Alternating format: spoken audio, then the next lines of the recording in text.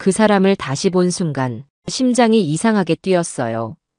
젊은 날 사랑했던 그 남자, 이제는 백발의 할아버지가 되어 내 앞에 서 있었습니다. 안녕하세요. 무흐 황혼입니다. 오늘도 한편의 은밀하고 따뜻한 이야기를 시작합니다. 구독과 좋아요, 알림 설정 잊지 마세요. 여긴 부산 기장에 있는 무은재 실버타운입니다. 내 방은 5층, 바다가 조금 보이는 쪽이에요. 하루는 길고 대화는 짧습니다. 누가 말 걸지 않으면 하루 종일 한마디도 안 할 수 있어요. 입주한 지는 3년. 남편이 떠난 지는 8년 됐습니다. 아들, 딸은 서울에 있어요. 명절에도 못 내려온다 하고 손주는 사진만 보내줍니다. 방 안은 늘 정갈해요. 회색 벽지, 흰 이불, 커튼은 분홍색. 예전 같았으면 촌스럽다고 생각했을 색인데 요즘은 그 분홍빛이 내 마음을 조금 덜 퍽퍽하게 해줘요. 아침 7시 반엔 밥 먹고 9시에 복지관 내려가서 체조 한 바퀴. 그리고 커피. 같은 시간, 같은 사람들, 같은 노래. 처음엔 편하다 생각했는데 요즘은 그 같음이 참 외롭게 느껴집니다. 아무도 내 눈을 마주치지 않아요. 인사만 툭툭, 관심은 없어요. 괜히 어깨 펴는 것도 힘들어요. 내가 여자였단 사실도, 내가 사랑받았던 사람이라는 것도 다 흐릿해졌죠. 그날 아침도 그런 날이었어요. 무심히 커피 뽑으러 내려갔는데 누군가의 뒷모습에 발이 멈췄습니다. 고개를 살짝 돌린 백발의 남자. 서가에 기대 앉아 책을 넘기던 손, 낯설지 않았어요. 남병희. 내 첫사랑.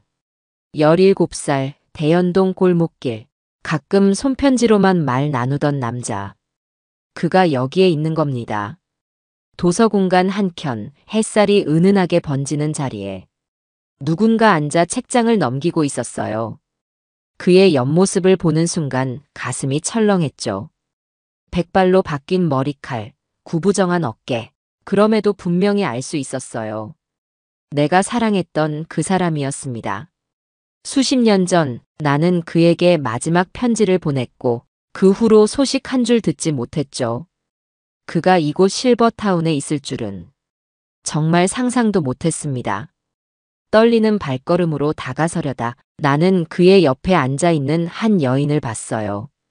품이 단정하고 표정도 밝은 그분은 그와 무언가 익숙한 대화를 나누고 있었어요. 웃음도 있었고 그의 손이 그녀의 손등에 살짝 머물기도 했죠. 그 광경을 본 나는 가슴이 철렁하며 걸음을 멈췄습니다. 그냥 돌아서야 할까? 나만 설레었던 걸까? 혹시 그에게는 이미 누군가 있는 걸까? 나는 괜히 커피만 뽑아 들고 그들과 반대편 자리에 앉았습니다. 심장이 두근거리면서도 머리는 자꾸 냉정해지려 애쓰고 있었죠. 하지만 마음이 자꾸 그를 향해 움직였어요. 그는 나를 한 번도 바라보지 않았고 그녀와의 대화에 집중한 듯 보였어요. 나는 결국 조용히 일어섰습니다. 커피잔은 거의 손대지 않았고 발걸음은 복지 공간을 벗어나 엘리베이터 쪽으로 향했죠. 그날 밤 나는 좀처럼 잠들지 못했습니다. 이 마음이 무엇인지 또 어떤 결정을 내려야 하는지 혼자 속으로만 되뇌이며 불 꺼진 방에서 뒤척였어요. 하지만 그 모습이 자꾸 떠올랐어요. 책장을 넘기던 손, 그 손이 내 손을 잡아주던 예전의 기억. 다시 보고 싶었습니다. 비록 그 옆에 다른 이가 있더라도 한 번쯤 진심을 전하고 싶다는 생각이 들었어요. 그 마음이 나를 잠 못 들게 했습니다. 밤새 천장을 바라보며 그의 눈빛을, 미소를, 말투를 되새겼죠. 그리고 결심했어요. 내일은 무슨 일이 있어도 그와 눈을 마주치겠다고. 내가 먼저 말을 걸겠다고요. 삼화 자판기 커피 2잔. 엘리베이터 앞에서 다시 마주친 그는 나를 보고 먼저 인사를 건넸어요. 안녕하세요. 그 목소리 분명히 기억났습니다. 나는 놀라 눈을 피했지만 그는 웃으며 말했죠. 혹시 남구 쪽 사셨어요? 순간 심장이 요동쳤고 나는 그를 똑바로 바라보며 고개를 끄덕였습니다. 그는 망설임 없이 말했어요. 커피 한 잔 괜찮을까요? 우리는 라운지로 향했습니다.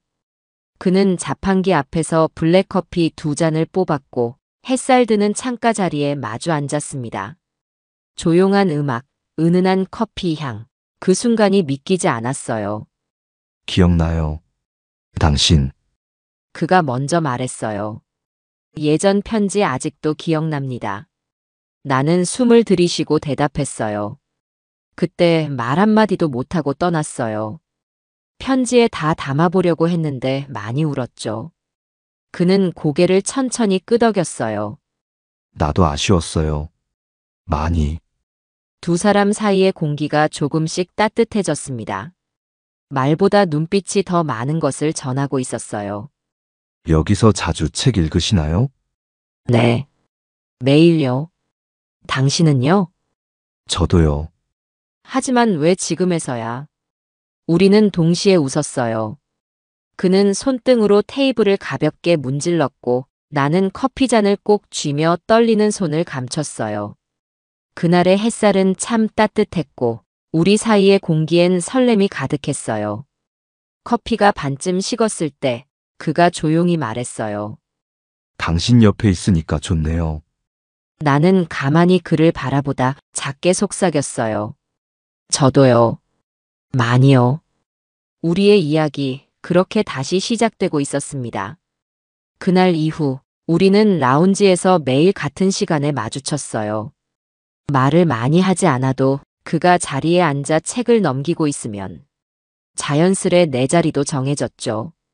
나는 그와 함께 있는 시간이 기다려졌고 그도 그랬는지 자판기에 블랙커피 2잔을 뽑아 내 쪽으로 건네주는 일이 늘어갔어요. 하루는 그가 조심스럽게 물었습니다. 요즘도 시 쓰세요? 나는 깜짝 놀랐어요. 그걸 어떻게? 그때 당신이 줬던 편지. 끝에 직접 쓴 시가 있었죠. 그걸 수십 년간 지갑에 넣고 다녔어요. 그 순간 가슴 깊은 곳에서 무언가 울컥 올라왔어요. 내가 잊은 줄 알았던 시, 그가 여전히 간직하고 있었다는 사실에. 나는 말을 잇지 못했죠. 그는 조용히 덧붙였어요. 그 시 덕분에 내가 살면서 다시 누군가를 기다릴 수 있었어요. 며칠간 이어진 라운지의 만남은 마치 젊은 시절 데이트처럼 설렜어요. 그는 매번 내게 커피를 건네고 나는 그가 좋아하는 과자를 준비해 갔죠. 말없이 책을 넘기다 눈이 마주치면 우리 둘 다 웃곤 했어요. 하지만 어느 날 라운지에 들어서는 그의 옆에 또 다른 여인이 있었습니다. 그녀는 정갈한 머리에 밝은 미소를 띤 분이었고 손엔 소담한 꽃다발을 들고 있었죠. 그가 건네줬던 것이 분명했습니다. 나는 발걸음을 멈췄어요. 그리고 그대로 밖으로 나왔습니다. 복도 끝 창문에 서서 나는 숨을 고르려 애썼어요. 왜 이런 감정이 드는지 나는 그저 실버타운의 이웃일 뿐인데 왜 이렇게 속이 쓰린지. 그날 밤 나는 조용히 일기를 썼어요. 그가 다른 사람에게 웃어주고 다른 사람 손을 잡는 걸 보니 마음이 조각났다. 나는 왜 아직도 이렇게 사랑을 믿고 있었을까? 며칠간 그는 나를 보지 못했어요. 내가 피했기 때문이죠. 하지만 그는 나를 찾았어요. 엘리베이터 앞에서 그는 조심스레 말을 꺼냈습니다. 요즘 왜 안 나오셨어요? 혹시 내가 뭘 잘못했나요? 나는 쓴웃음을 지으며 고개를 저었습니다. 아니요. 그냥 생각할 게 많아서요. 그는 잠시 침묵하다 말했어요. 그날 그분은 예전부터 친한 분이에요. 함께 정원 봉사도 하고 식사도 가끔 했죠. 하지만 당신을 만나고 나서부터 그분과의 관계는 자연스레 멀어졌어요. 그의 말은 조심스럽고 진지했어요. 나는 그 눈빛에서 거짓을 찾을 수 없었습니다. 내가 당신에게 빠진 걸 스스로도 잘 몰랐어요. 하지만 이제는 알아요. 나는 당신과 있는 시간이 너무 좋습니다. 그의 고백은 마치 가을 햇살처럼 조용히 스며들었어요. 나는 아무 말 없이 그의 손등 위에 손을 얹었습니다. 그날 우리 사이에 있던 거리감이 조금은 좁혀진 듯 했습니다. 하지만 마음 한켠엔 여전히 조심스러움과 불안이 남아 있었어요. 그의 진심을 믿고 싶으면서도 그 여인이 내 자리에 앉을까봐 괜히 불안한 마음이 생겼습니다. 그날 밤 나는 그에게 메시지를 보냈습니다. 내가 너무 예민했나 봐요. 그날 커피는 따뜻했지만 내 마음은 참 차가웠어요. 그는 바로 답장을 보냈어요. 나는 당신이 따뜻하길 바랍니다. 내가 그 온기를 지켜줄게요. 짧은 문장이었지만 나는 울컥하며 휴대폰을 꼭 쥐었습니다. 사랑은 나이와 상관없이 늘 이렇게 두렵고 조심스러운 것이겠죠. 하지만 그 두려움을 함께 나눌 수 있다면 그게 사랑이 아닐까요? 그날 이후 나는 라운지로 다시 나갔고 그는 아무 일도 없었다는 듯 자판기에서 블랙커피 2잔을 뽑아 내 앞에 놓아주었어요. 우리는 말없이 창밖을 바라보다 조금씩 손끝을 맞대기 시작했습니다. 어느 날 저녁 그는 내게 조용히 말을 건넸습니다. 오늘 저녁 제 방에서 차 한잔 하실래요? 망설임도 있었지만 나는 고개를 끄덕였어요.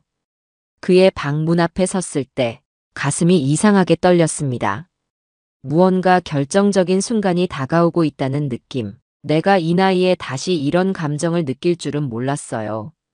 문이 열리고 따뜻한 조명이 은은히 켜진 방 안으로 들어섰습니다.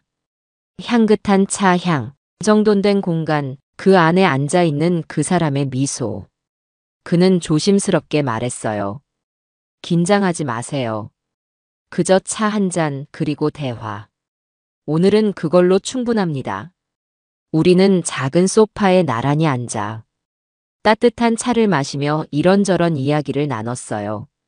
어릴 적 동네 이야기, 중년 시절 각자의 상처들, 그리고 지금 이 나이에 겪는 외로움에 대해서도.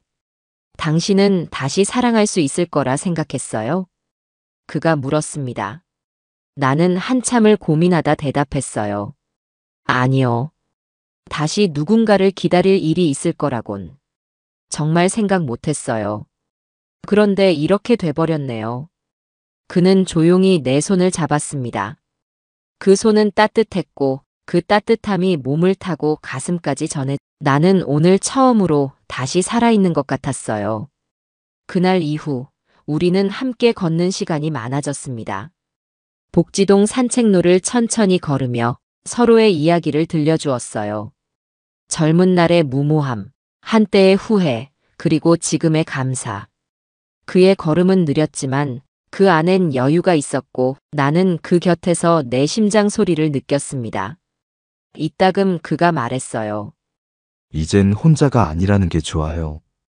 우리의 하루는 단출했지만 아침 인사 라운지 커피, 저녁 산책, 그리고 밤에 나누는 짧은 문자 한 줄. 그 모든 것이 나를 다시 살아있게 했어요. 어느 날 그가 작은 꽃을 내 손에 쥐어주며 말했어요. 이 나이에 사랑이 가능할까 걱정했어요. 하지만 지금은 확신이 생깁니다. 나는 당신을 사랑합니다. 그 순간 나는 그를 안았어요. 우리는 사랑을 속삭이는 대신 살며시 손을 잡고 눈을 맞췄습니다. 어떤 말보다 강한 진심이 그 침묵 속에 있었어요. 그의 손등엔 주름이 깊었지만 그 손이 닿는 내 살결은 늘 따뜻했고 나는 그 온기를 믿었어요. 어느 저녁 라운지에서 책을 덮고 말했어요. 이 나이에도 사랑을 해도 되더군요. 그는 미소 지으며 고개를 끄덕였죠. 그 사랑이야말로 가장 순수한 걸지도 몰라요. 우리의 사랑은 불꽃이 아니었지만 은은한 등불처럼 오래가는 빛이었습니다. 지금 나는 그의 이름을 부르며 웃을 수 있고 그는 내 이름을 불러줄 사람이 있다는 사실에 늘 고마워합니다. 우리는 노년의 사랑을 통해 다시 한번 사람으로, 여자로, 남자로 살아가고 있습니다. 이야기를 끝내며 이 글을 함께 걸어온 당신께 진심 어린 감사를 전합니다. 이 사랑이 당신의 가슴 어딘가에 잔잔한 파문을 남겼기를, 이 나이에도 사랑할 수 있다는 용기를 조금이라도 전했기를 바랍니다. 노년의 사랑은 조용하지만 그 안에는 모든 것이 담겨 있습니다. 두근거림, 망설임, 떨림, 그리고 위로. 어쩌면 우리는 평생 누군가를 기다리고 다시 누군가를 만나고 또다시 스스로를 알아가는 여정을 걷는지도 모릅니다. 당신도 그런 사랑을 하고 있다면, 혹은 하고 싶다면 그 마음을 절대 부끄러워하지 마세요. 사랑은 언제나 올 수 있고 당신을 다시 따뜻하게 만들 수 있으니까요. 혹시 이 이야기를 들으며 당신도 누군가를 떠올렸다면 그에게, 그녀에게 마음 한 줄 적어보는 건 어떨까요? 우리의 인생에서 가장 빛나는 순간은 늘 늦게, 그러나 정확히 찾아옵니다. 다음 무흐 황혼의 이야기도 당신 곁에서 기다리고 있을게요.